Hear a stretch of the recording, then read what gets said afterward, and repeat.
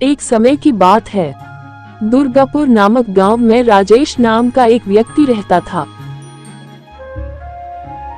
राजेश अपनी पत्नी कमला और अपने 2 बच्चों के साथ रहता था।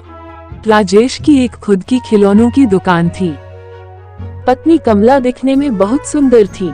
राजेश अपनी पत्नी कमला एवं अपने बच्चों के साथ खुशहाल जिंदगी जी रहा था।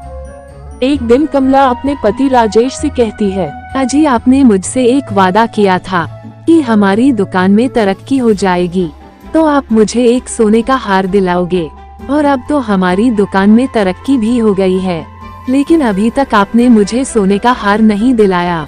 अरे कमला, इस तरह यूँ गुस्सा क्यों कर रही हो? अब तो मैं दुकान पर जा रहा हूँ। जब मैं शाम को दुकान से घर पर आऊँगा फिर हम हार खरीदने चलेंगे।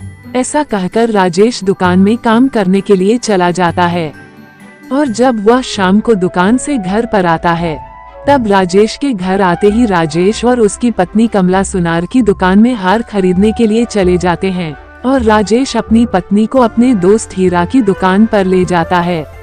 लेकिन राजेश का दोस्त हीरा बहुत ठरकी था। जब कमला हार खरीद रही होती है तब ठरकी हीरा की बुरी नजर हार खरीद रही कमला पर पड़ती है, और हीरा की नजर कमला पर पड़ते ही उसका मन बेकाबू हो जाता है, और वह मन ही मन कमला को प्राप्त करने की कोशिश करता है। और थोड़ी देर बाद राजेश और कमला हार खरीदकर अपने घर पर चले जाते हैं, लेकिन हीरा कमला को अपने दिल से निकाल नहीं पा रहा था। इसलिए हीरा कमला को पाने के लिए उन्हें रोज परेशान करने लगता है।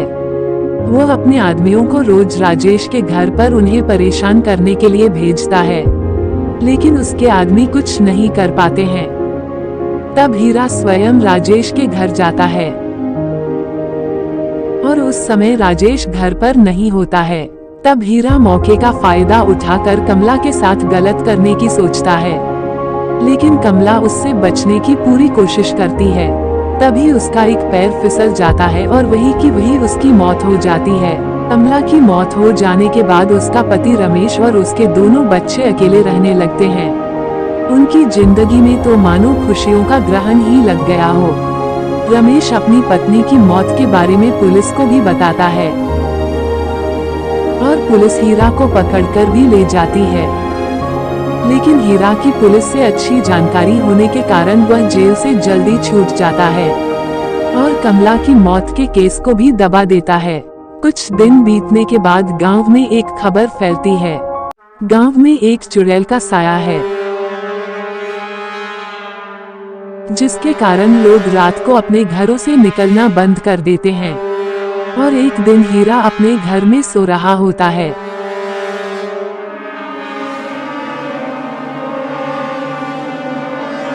तभी वह चुड़ैल अचानक से हीरा के सामने आ जाती है, और वह चुड़ैल और कोई नहीं बल्कि कमला ही थी। कमला अपनी मौत का बदला लेने के लिए हीरा के पास चुड़ैल बनकर आती है, और हीरा चुड़ैल को देखकर डरकर कहता है कि तुम कौन हो? मुझसे क्या चाहती हो? मुझे परेशान क्यों कर रही हो? यहाँ से चली जाओ, वरना मैं किसी तांत्रिक के पास जाकर तुम्हें भस्म करा दूंगा।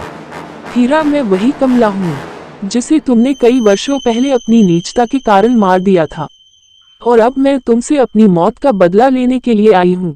इतना कहकर वह चुड़ैल वहाँ से चली जाती है, और अगले दिन ही हीरा तांत्रिक के पास जाता है, और तांत्रिक के पास जाकर उसे चुड़ैल की सारी बात बताता है, और तांत्रिक हीरा की सारी बात सुनकर उसे कहता है, कमला को तुमने मारा था, जिसके कारण वह चुड़ैल बनकर तुमसे बदला लेने के लिए आई है, और जब तक वह अपना बदला पूरा नहीं करेगी तब तक उसकी आत्मा को शांति नहीं मिलेगी। वह तुम्हें जरूर मारेगी, इसमें मैं कुछ भी नहीं कर सकता। तुम यहाँ से चले जाओ। हीरा तांत्रिक की बात सुनकर जंगल के रास्ते से अपने घर जाने लगता है, और हीरा रास्ते में जाते समय यही सोचता है कि उस चुड़ैल से कैसे बचा जाए। और यह बात सोचते सोचते ही अचानक से उसके सामने वह चुड़ैल आ जाती है, और अपनी मौत का बदला लेने के लिए वो हीरा को वही की वही मार देती है। और हीरा को मारते ही कमला की आत्मा को मुक्ति मिल जाती है।